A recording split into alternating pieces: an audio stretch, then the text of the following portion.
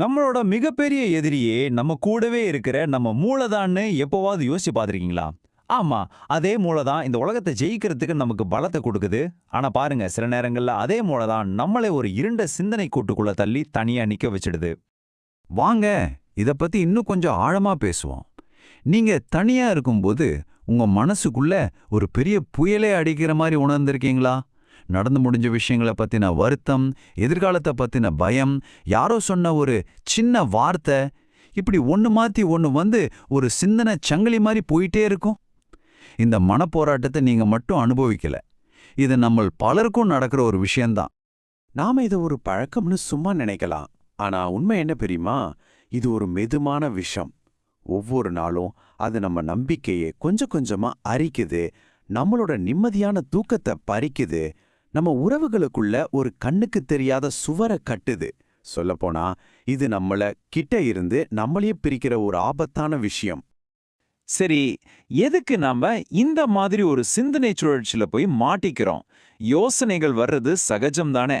ஆனா ஏன் அது நம்மள விட்டு போக மாட்டேங்குது?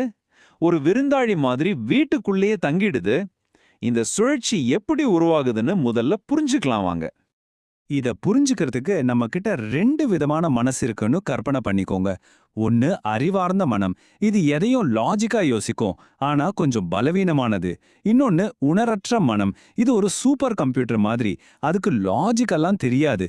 நீங்க ஒரு விஷயத்த திரும்ப திரும்ப சொல்லிட்டே இருந்தீங்கன்னா அது சரி தப்புன்னெல்லாம் யோசிக்காது. ஓ, இதுதான் உண்மையான்னு எடுத்துக்கிட்டு அதையே உங்க வாழ்க்கையில கொண்டு வந்து நிறுத்திடும். வாங்க, சவன் அப்படின்னு ஒருத்தரோட கதைய உதாரணமா பார்க்கலாம். சவன் ரொம்ப புத்திசாலியான சென்சிட்டிவான ஒரு ஆள். ஆனா அவரோட பிரச்சனை என்னன்னா, சின்ன விஷயத்தையும் பூத கண்ணாடி வச்சு பார்ப்பாரு. ஒரு நண்பர் மெசேஜுக்கு உடனே ரிப்ளை பண்ணலனா போதும், நான் ஏதாவது தப்பா சொல்லிட்டேனா அவங்களுக்கு என்ன பிடிக்கலையான்னு மனசுக்குள்ள ஒரு பெரிய போரே நடக்கும். யாராவது ஒரு சின்ன விமர்சனம் பண்ணா கூட அதையே நாள் முழுக்க யோசிச்சு தன்னையே நோகடிச்சுக்குவாரு.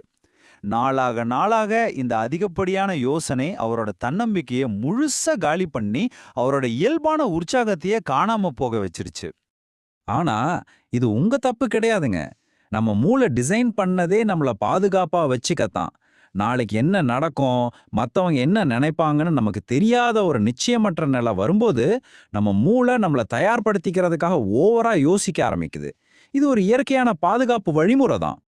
ஆனா இந்த பாதுகாப்பு மெக்கானிசம் கண்ட்ரோலை மீறி போனா என்ன ஆகும்? அதுக்கு நாம் ஒரு பெரிய விலை கொடுக்க வேண்டியிருக்கும். இந்த ஓயாத மன ஓட்டத்தோட உண்மையான சுமை என்னன்னு இப்ப பார்க்கலாம்.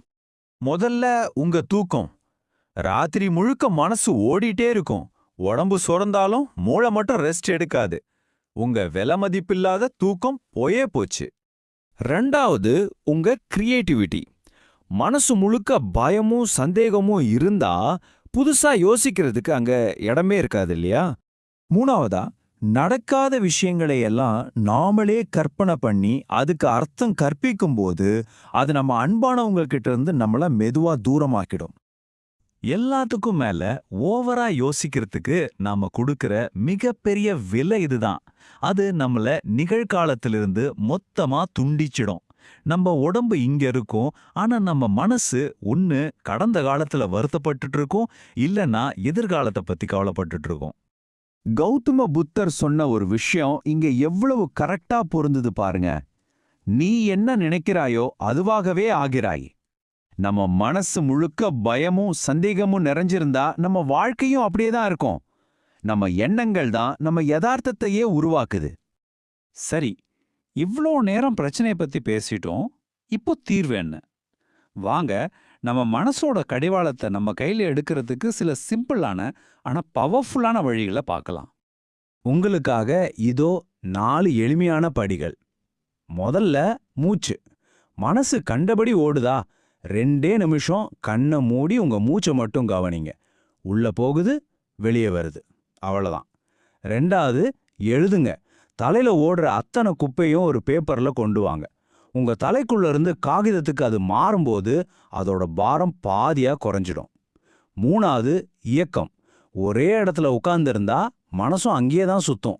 எந்திரிச்சு நடங்க, ஓடுங்க, ஏதாவது உடற்பயிற்சி பண்ணுங்க. கடைசியா கேள்வி கேளுங்க. அந்த தேவையில்லாத எண்ணம் வரும்போது உங்களே கேளுங்க, இந்த யோசனை இப்ப எனக்கு யூஸ்ஃபுல்லா? பாருங்க, இது ஏதோ மந்திரம்லாம் கிடையாது, ஒரே நாள்ல மாறிடும் நினைக்காதீங்க. இது ஒரு பயிற்சி. டெய்லி கொஞ்சம் கொஞ்சமா உங்க யோசனைகளை கவனிச்சு அதுக்கு ஒரு திசையை காட்ட ஆரம்பிச்சிங்கன்னா நீங்களே இந்த கலையில மாஸ்டர் ஆயிடுவீங்க. சரி, இந்த பயிற்சியோட அல்டிமேட் கோல் என்ன? ரொம்ப சிம்பிள், ஆனா ரொம்ப பவர்ஃபுல். நிகழ்காலத்துல வாழறது. இதத்தான் புத்தர் ரொம்ப அழகா சொன்னார்.